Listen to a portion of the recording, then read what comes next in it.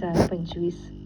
आजच्या कार्यक्रमात आपण ऐकणार आहोत बाळकृष्ण मुळे यांचं प्रवचन.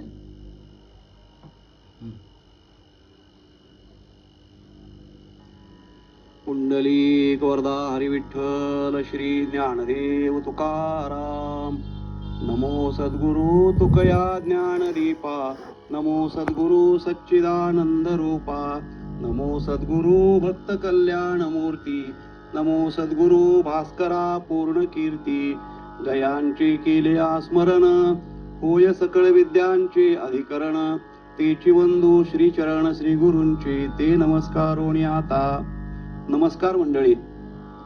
आजच्या ठिकाणी प्रवचन रूपी भगवत सेवेकरता संत श्रेष्ठ श्री तुकाराम महाराजांचा सुंदर असा अभंग आपण निवडलेला आहे.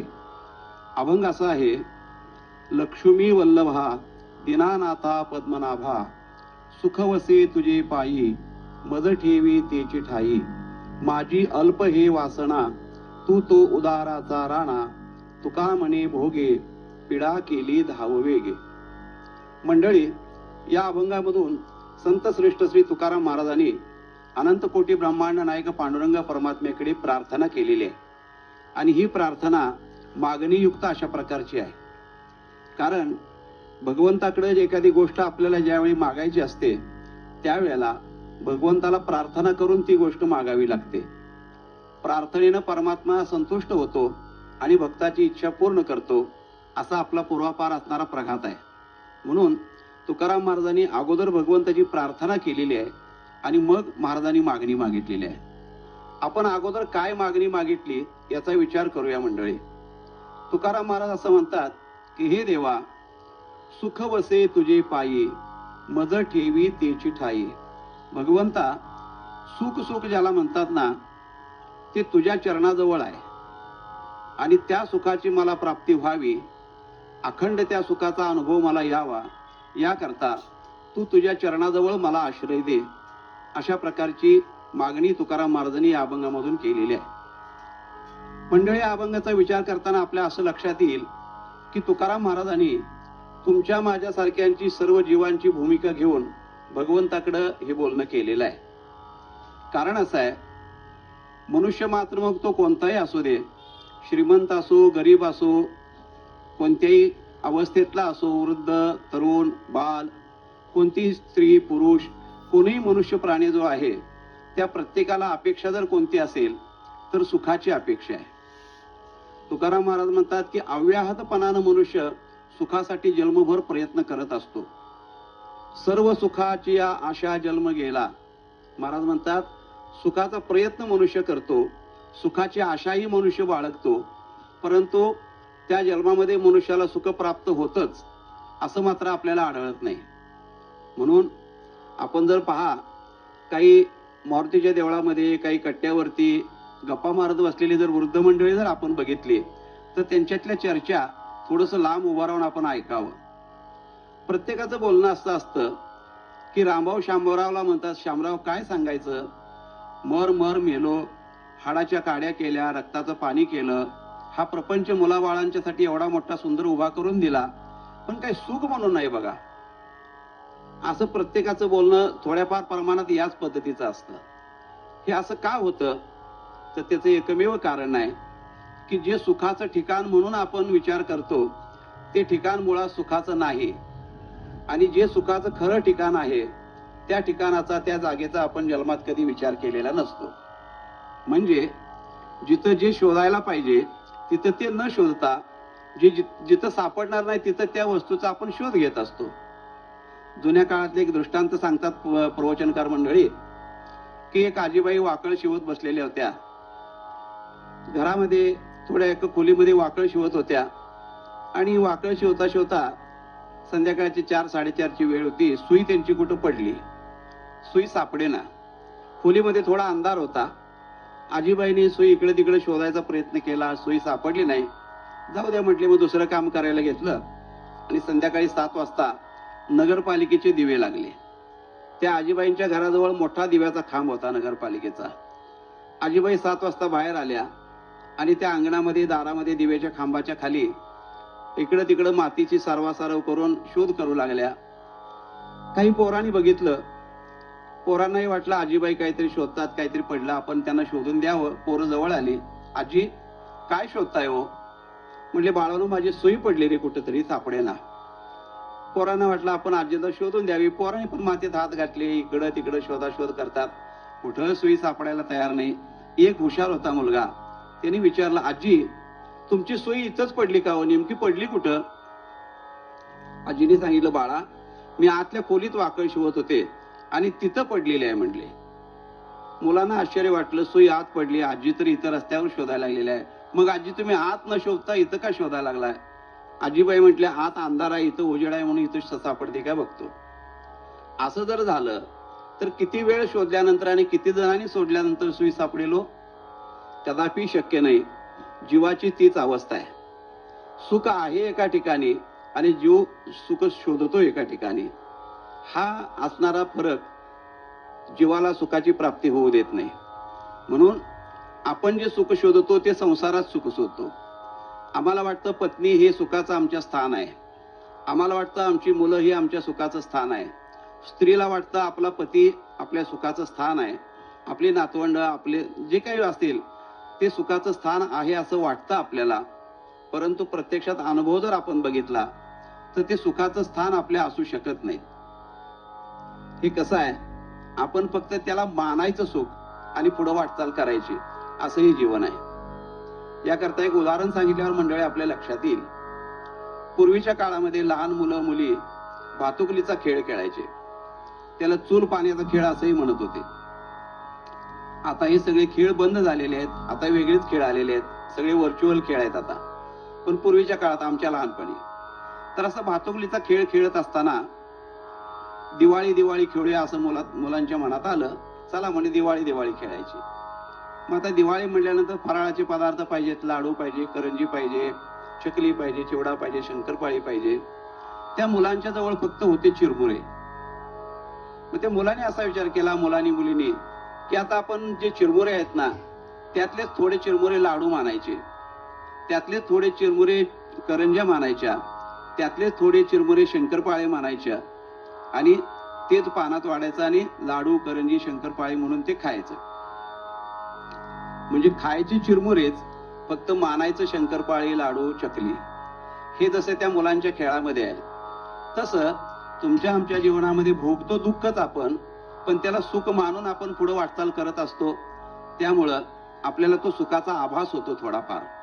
नाहीतर प्रत्यक्षात जर बघितलं तर संतांनी आपल्याला सगळ्या सांगितलेलं आहे की संसार दुःख मूळ चहूकडे इंगळ किंवा ठाऊकाची आहे संसार दुःखाचा, असं तुकाराम महाराजांचं म्हणणं आहे. तेव्हा ही जागा सुखाची नाही, तिथं आपण सुख शोधतो आणि ते आपल्याला न मिळाल्यामुळं आपण दुःखी होत असतो.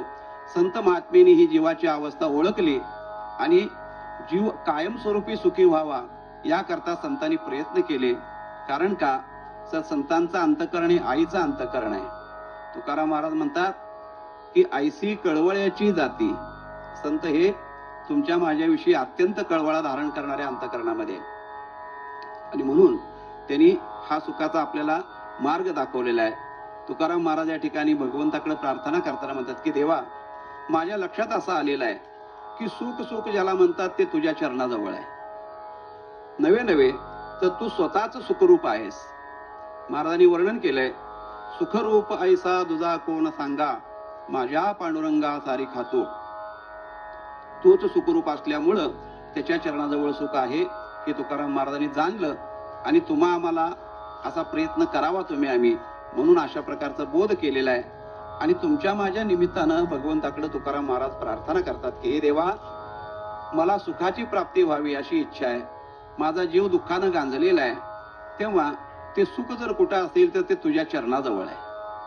आणि म्हणून मला अखंड तुझ्या पायाजवळ ठेव किंवा मला जागा तुझ्या चरणाजवळ दे, अशा प्रकारची विनंती आहे. आता ही विनंती करत असताना एक महत्वाचा मुद्दा मगाशी आपण बोलून गेलो की कोणत्याही मोठ्या व्यक्तीकडं आपली जर मागणी सादर करायची असेल तर अगोदर त्यांचा थोडासा गुणगौरव करावा लागतो. त्यांची स्तुती करावी लागते, थोडीशी मनधरणी करावी लागते, मग आपल्या अपेक्षित इच्छा पूर्ण होत असते. असा व्यवहार आपल्या सगळ्यांना माहिती आहे. व्यवहारात हेच करावं लागतं आपल्याला. तेव्हा भगवंतालाही त्याची स्तुती केलेली आवडते, त्याचं गुणवर्णन केलेले आवडतात. म्हणून तुकाराम महाराजांनी 3 विशेषणं वापरून भगवंताचा मोठेपणा या ठिकाणी सांगितला सुरुवातीला, आणि मग मागणी केलेली आहे. ती 3 विशेषणं कोणती वापरली? तर पहिलं वापरलेलं आहे लक्ष्मी वल्लभा. देवा, तुम्ही लक्ष्मीचे वल्लभ आहात. दुसरं वापरलं दीनानाथा, तुम्ही दीनानाथ आहात. आणि तिसरं विशेषण वापरलं पद्मनाभा, पद्मनाभ आहात तुम्ही. अशा प्रकारच्या 3 प्रकारानं गुणगौरव भगवंताचा केलेला आहे महाराजांनी. आता पहिलं जे सांगितलं ते लक्ष्मी वल्लभा सांगितलेलं आहे. देव हे लक्ष्मी वल्लभ आहेत. लक्ष्मी वल्लभ या शब्दाचा अर्थ काय? वल्लभ किंवा वल्लभा, पतीला वल्लभ म्हटलं जातं आणि पत्नीला वल्लभा म्हटलं जातं. परंतु केवळ पती आणि पत्नी असले तर ते वल्लभ आणि वल्लभ हा शब्द त्याच्यामध्ये लागू होत नाही, बरं का. मग त्या ठिकाणी प्रियतमा असावं लागतं. ती आपली प्रियतमा असावी लागते किंवा तो तिचा प्रियतम असावा लागतो, तरच आणि तरच वल्लभ हा शब्द किंवा वल्लभ हा शब्द वापरता येतो. म्हणजे प्रियेसाठी आणि प्रियकरासाठी वल्लभ आणि वल्लभा असा शब्द येतो. तेव्हा तुकाराम महाराजांनी जाणीवपूर्वक त्या ठिकाणी वल्लभा असा शब्द वापरला. लक्ष्मीचे आपण वल्लभ आहात, म्हणजे लक्ष्मी तुमच्यावर अत्यंत प्रेम करते, तुमच्यावरती आसक्त आहे ती, असं देवाला तुकाराम महाराज म्हणतात. मंडळी, थोडीशी हकीकत सांगायची झाली तर अशी की समुद्र मंथन ज्या वेळेला केलं देवदैत्यांनी, आणि त्या समुद्र मंथनामध्ये 14 रत्न निघाली समुद्रातून, आणि त्या 14 रत्नांच्या मध्ये लक्ष्मी अशा प्रकारचे एक रत्न सापडलेलं होतं. म्हणजे 14 रत्नामध्ये लक्ष्मी आहे. आणि मग त्या लक्ष्मीची प्राप्ती व्हावी असं अनेक जणांना वाटत होतं. म्हणजे देवांना तर वाटत होतं, ऋषीगणांना पण वाटत होतं, नवे तर दैत्यांना सुद्धा असं वाटत होतं की लक्ष्मी आम्हाला प्राप्त व्हावी, तिने आम्हाला वरमाला घालावी. प्रत्येकाची अपेक्षा अशी होती. परंतु आता मग यापैकी कोणाला वरावं लक्ष्मीने? तर लक्ष्मीने सांगितलं, मी स्वयंवर करणार आहे. स्वयंवर या शब्दाचा अर्थच असा आहे की स्वतः इच्छेनं, स्वतःच्या मर्जीनं ज्याला वरायचं त्याला मी वरणार, त्याला स्वयंवर असं म्हणत. तेव्हा मी स्वयंवर करणार आहे. आणि सगळ्यांना सांगितलं उद्या सकाळी बरोबर सर्वांनी तयार होऊन एका विशिष्ट ठिकाणी सगळ्यांनी जमायचं आहे. त्यातून मी निवड करणार एकाची. एवढं ऐकल्यानंतर मग काय विचारता मंडळी, हे अशी तयारी केली सगळ्यांनी. देव सुद्धा इतके सुंदर तयार झाले, एकापेक्षा एक अलंकार, दागिने, काही जणांनी तर दाड्या एवढ्या घोटून केल्या, इतके काय परफ्यूम लावले, काय केलं म्हणा, जितकं सजावट करता येईल तेवढी केली. देव तयार झाले, सगळे दैत्यगण तयार झाले. आणि पहिल्या रांगेत कोणाला बसायला मिळतं म्हणून प्रत्येक जण अगोदर आले. आणि त्याप्रमाणे सगळा मंडप भरला. हातामध्ये कमलमाला घेऊन लक्ष्मी आईसाहेब आले त्या मंडपामध्ये आणि वर संशोधन करू लागल्या, कोणाला माळ घालावी. सगळ्या देवांच्याकडे पाहिलं, एकही त्यांना पसंत पडले नाहीत किंवा आवडले नाहीत म्हणा. ऋषीगण गंधर्व पाहिले, दैत्य तर आवडायचा प्रश्नच नव्हता, कोणीही पसंत पडलं नाही. शेवटी लक्ष्मी आईसाहेब नाराज झाल्या आणि सगळ्या मंडपात नजर फिरवली, पण त्यांच्या नजरेत कोण भरलं नाही. इकडे भगवान विष्णू तर कशा आहेत, तर चतुरातू शिरोमणी, गुणलावण्याची खाणी.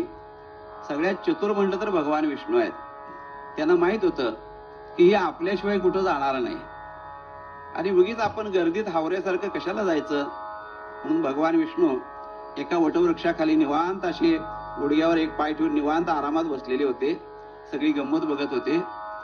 लक्ष्मी आईसाहेब त्या सगळा मंडप फिरल्या, मंडपात कोणी पसंत पडलं नाही.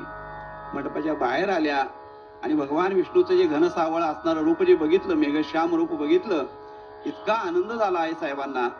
धावत भगवंताजवळ आल्या आणि आपल्या हातातली वरमाला जी होती ती भगवंताच्या कंठामध्ये घालू लागल्या. देवाने अशी मान बाजूला फिरवली, म्हणले मला नको आहे ही वरमाला.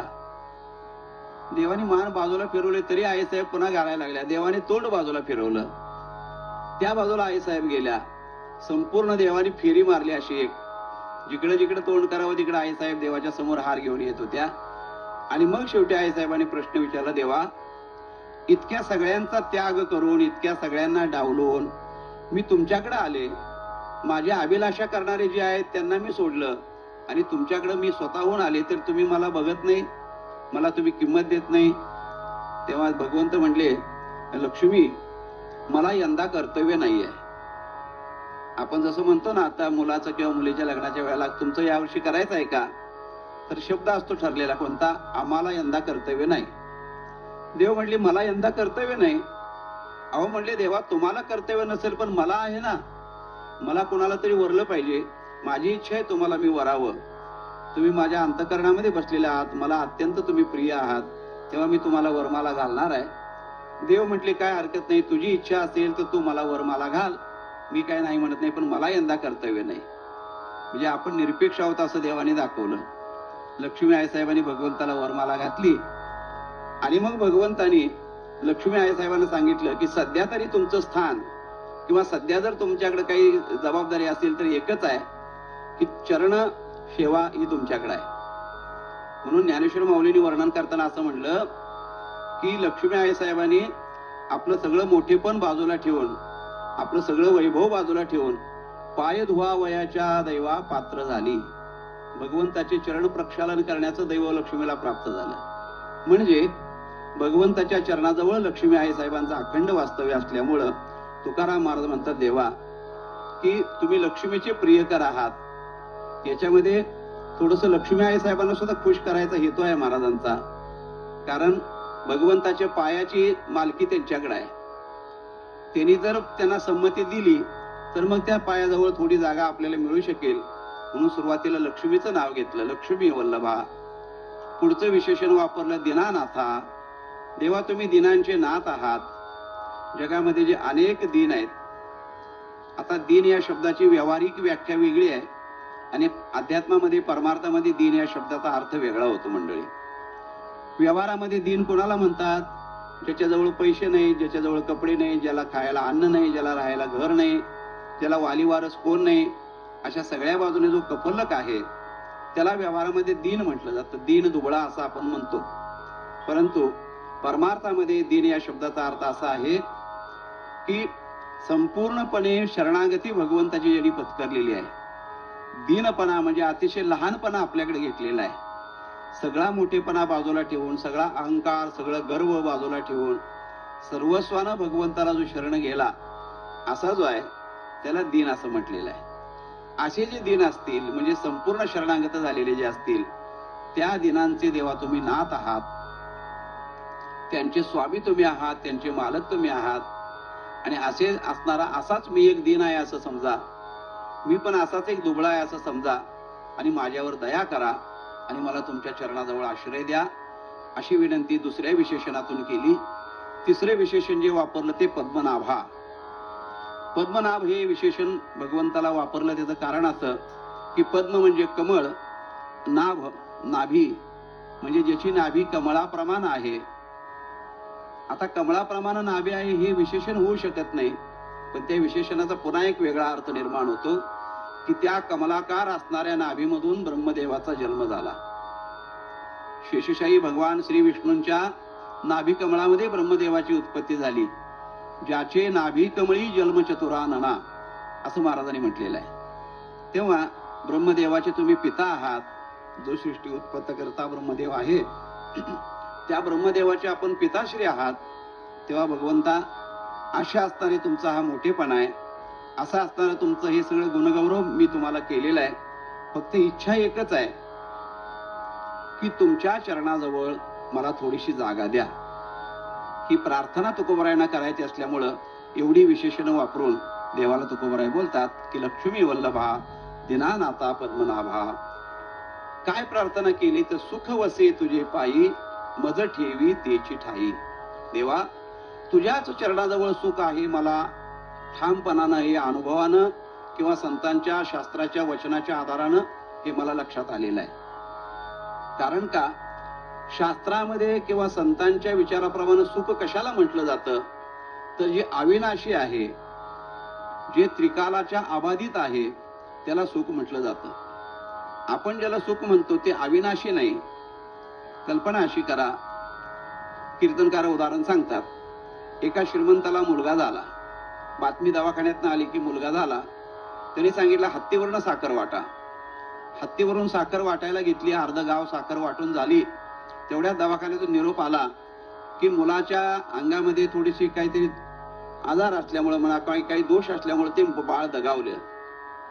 अशी बातमी आल्यानंतर काय झालं मग? पुढे साखर वाटतील का ते? नाही महाराज, सुखाची बातमी येईपर्यंत दुःखाची बातमी कानावर येते. सुख झालंय असं वाटतंय तोपर्यंत लगेच त्याचा पाठपुरावा दुःख करतं. हा पाठशिवणीचा खेळ जीवनामध्ये सुख दुःखाचा आपल्या चाललेला असतो.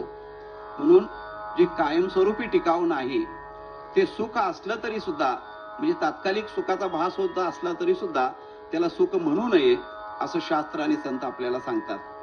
मग सुख कशाला म्हणावं?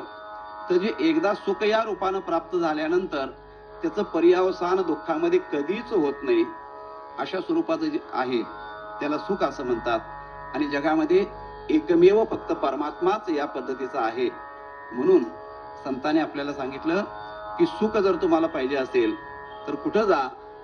तर सुखालागी करशी तळमळ, तरी तू पंढरीशी जाय एक वेळ, मग तू अवघाचे सुखरूप होशी, जन्मजन्मीचे दुःख विसरशी, असं नामदेव महाराजांनी सांगितलेलं आहे. तेव्हा मंडळी, अशा पद्धतीनं भगवंताच्या चरणाजवळ सुख आहे आणि त्या भगवंताने आपल्या चरणाजवळ आपल्याला आश्रय द्यावा ही प्रार्थना तुकोबाराय करतात. सुख वसे तुझे पायी, मज ठेवी तेची ठाई. तिसऱ्या चरणामध्ये महाराजांनी असं सांगितलं की माझी अल्प हे वासना, तू तो उदाराचा राणा. देवा, काय माझ्याकडे मागणी मागून मागून मी काय मागणार आहे तुमच्याकडं? माझी अतिशय थोडीशी वासना आहे, फार कमी मागतो मी, काही जास्त मागत नाही. आणि तुमचे जर उदारपणा जर तुमचा बघितला तर तुम्ही तर उदाराची शिरोमणी आहात. कोणाकोणाला काय काय दिले देवा, तुम्ही जर सांगत बसलो ना तर आपला जन्म पुरायचा नाही, एवढे तुमचं उदारत्व आहे. म्हणून माझं मागणं तुमच्या उदारत्वापुढं काहीच नाही देवा. माझी अल्प हे वासना, तू तो उदाराचा राणा. आणि म्हणून शेवटच्या चरणामध्ये महाराजांनी असं सांगितलं की तुका म्हणे भोगे, पिडा केली धाव वेगे. भगवंता, हे सगळं एवढं गारानं तुमच्या पुढे गाण्यासाठी, गाण्याचं जर कारण काय असेल तर एकच आहे की मला या भोगामुळं अत्यंत पीडा झालेली आहे, म्हणजे त्रास झालेला आहे. कोणते भोग? तर या संसारातले जन्ममरणाचे भोग, अंतःकरणामध्ये षड विकार आहेत त्या षड विकाराचे भोग, षड उर्मी ज्या देहामध्ये आहेत त्या षड उर्मींचे भोग, असे अनंत भोग या जीवाच्या मागे लागलेले आहेत. आणि त्या भोगामुळं मी अत्यंत त्रस्त झालेलो आहे, त्रासलेलो आहे देवा. तेव्हा तुम्ही एक काम करा की माझ्या या भोगापासून, म्हणजे वाईट भोगांच्या पासून माझी मुक्तता करण्याकरता, मला सोडवण्याकरता तुम्ही तात्काळ त्या ठिकाणी धावत या. कशी उडी घाला? तर गजेंद्रानं हाक मारली जशी देवा तुम्ही वैकुंठातून उडी घालून धावून आला ना, ज्याप्रमाणे द्रौपदीनं हाक मारली त्यावेळेला तुम्ही एका क्षणाचा विलंब न करता तिच्याकरता आला ना, त्या पद्धतीनं माझ्याकरता सुद्धा तुम्ही धावत या. तुकाराम महाराजांनी धाव हा शब्द वापरला. चालणे, पळणे आणि धावणे ह्या तीन क्रिया आहेत. चालत येणे म्हणजे हळूहळू एकदम, पळणे म्हणजे जरा त्याच्यापेक्षा गतिमानता, आणि धावणे ही अत्यंत गतिमानता दाखवणारा शब्द आहे. म्हणून देवाचा धावा असा शब्द नेहमी केला जातो, वापरला जातो. देवाचा धावा करावा, ते देव धावत येतो. आणि म्हणून तुकाराम महाराज पांडुरंगाला म्हणतात की देवा, तुका म्हणे भोगे, पिडा केली धाव वेगे, सुख वसे तुझे पायी, मज ठेवी तेची ठाई. अशा प्रकारची गोड अशी मागणी तुकाराम महाराजांनी या अभंगामधून पांडुरंग परमात्मेकडे केलेली आहे. मंडळी, आपणही आपल्या जीवनामध्ये संसाराच्या दुःखानं दुःखित झाल्यानंतर, संसारामध्ये उद्विग्न मन ज्या वेळेला होईल त्यावेळेला पांडुरंगासमोर उभं राहावं, किंवा तुमच्या जो आवडीचा देव कोणताही असेल त्या देवासमोर उभं राहावं आणि ही प्रार्थना आपण भगवंताला करावी. तुकाराम महाराजांनी जणू काही हा एक आपल्याकरता अर्ज तयार करून ठेवलेला आहे. जसे हल्ली छापीला अर्ज मिळतात ना प्रत्येक गोष्टीचे, कोणत्याही गोष्टीसाठी अर्ज करायचा असेल तर त्याचा तयार फॉर्मेट मिळतं आपल्याला अर्जाचं. फक्त आपण काय करायचं, त्याच्यावरती आपली सही केली की तो आपल्या नावाचा अर्ज झाला. म्हणजे आपल्याला अर्ज कसा लिहावा हे कळत नाही, त्याकरता त्याचं छापील फॉर्मेट तयार असतं. तसं संतांनी आपल्याला अभंग रूपी हा फॉर्म तयार करून दिलाय आपल्यासाठी. या फॉर्मवर फक्त आपली सही केली की तो आपला अर्ज झाला देवाकडे. पण आपणही संत ज्याप्रमाणे प्रार्थना करतात तशी प्रार्थना करावी आणि भगवंताला विनंती करावी की सुख वसे तुझे पायी मज ठेवी तेची ठाई. मंडळी, याप्रमाणे असणारी ह्या अभंगाची चिंतन रूपी असणारी प्रवचन रूपी सेवा आहे. जशी झाली तशी भगवंताच्या चरणी तुम्हा सर्व श्रोत्यांच्या चरणी समर्पित करून या ठिकाणी सेवेला पूर्ण विराम देतो. न्यून्यते पुरते अधिकते सरते करून घ्यावे तुम्हा ते विरवितसे. किंबहुना तुमचे केले धर्मकीर्तन हे सिद्धी गेले. एथ माझे जे उरले पायी कपन. कुंडलिक वरदा हरी विठ्ठल श्री ज्ञानदेव तुकाराम. विठ्ठल विठ्ठल विठ्ठल विठ्ठल विठ्ठल